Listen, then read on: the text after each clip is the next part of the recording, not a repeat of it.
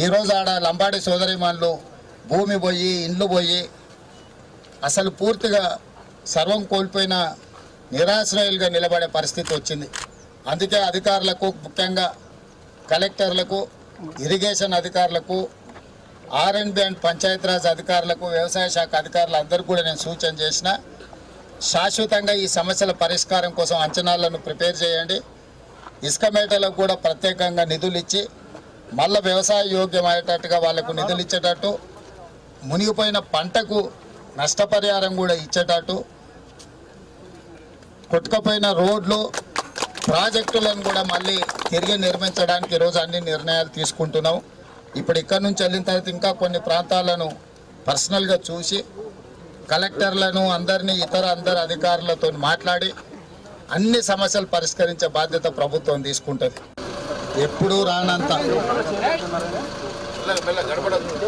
దాదాపుగా మన దగ్గర ఉన్న సమాచారం ప్రకారము ఈ 100 సంవత్సరాలల్లో ఇంత అధిక వర్షం ఎప్పుడు రాలే.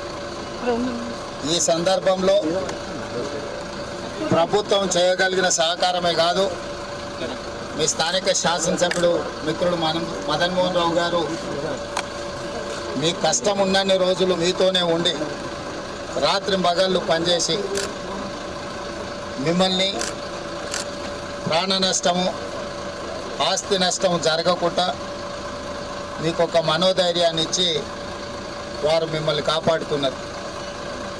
వారు నాకు తెలియజేసిన వెంబడే నేను, ఉత్తమ్ కుమార్ రెడ్డి గారు, మహేష్ గౌడ్ గారు మేమందరం కామారెడ్డికి రావాలని బయలుదేరు. కానీ కామారెడ్డిలో ఉన్న వాతావరణ పరిస్థితులు మేము ఇక్కడ దిగలేని పరిస్థితుల్లో మెదక్ పోయి మెదక్లో కూర్చొని అక్కడ కలెక్టర్లతో మాట్లాడి అక్కడి నుంచే మళ్ళీ కామారెడ్డి కలెక్టర్తో మాట్లాడి ప్రాణ నష్టం పోయిన వాళ్లకు 5 లక్షల రూపాయలు, పశు సంపద కూడా నష్టపరిహారం ఇవ్వు, ఎంబడే రెవెన్యూ బృందాలను పంపించి ఎక్కడెక్కడైతే పంట మునిగిపోయిందో, నీట మునిగిపోయిందో, లేదా పంటల మీద ఇసుక మేటలు వేరినాయో, అదేవిధంగా రహదారులు కొట్టుకుపోయి కొన్ని దగ్గర బ్రిడ్జ్లు కొట్టుకుపోయినాయి, కొన్ని దగ్గర రోడ్లు కొట్టుకుపోయినాయి. ఇవే కాకుండా ఇరిగేషన్, మైనర్ ఇరిగేషను, మేజర్ ఇరిగేషన్కి సంబంధించిన ప్రాజెక్టులు కూడా దెబ్బతిన్నాయి. కానీ 100 సంవత్సరాల క్రితం కట్టిన పోచారం ప్రాజెక్ట్ ఈరోజు మిమ్మల్ని అందరినీ కాపాడింది.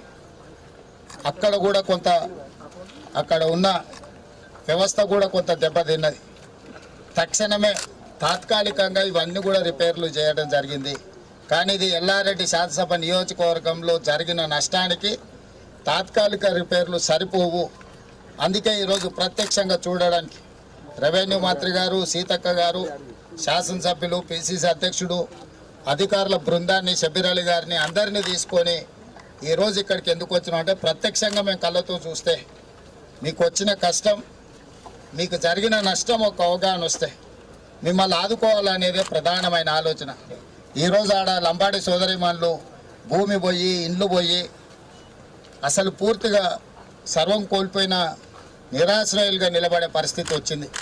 అందుకే అధికారులకు, ముఖ్యంగా కలెక్టర్లకు, ఇరిగేషన్ అధికారులకు, ఆర్ఎండ్బి అండ్ పంచాయతీరాజ్ అధికారులకు, వ్యవసాయ శాఖ అధికారులందరూ కూడా నేను సూచన చేసిన, శాశ్వతంగా ఈ సమస్యల పరిష్కారం కోసం అంచనాలను ప్రిపేర్ చేయండి.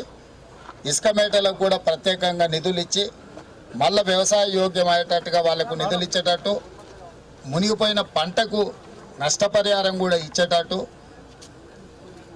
కొట్టుకుపోయిన రోడ్లు, ప్రాజెక్టులను కూడా మళ్ళీ తిరిగి నిర్మించడానికి ఈరోజు అన్ని నిర్ణయాలు తీసుకుంటున్నాం.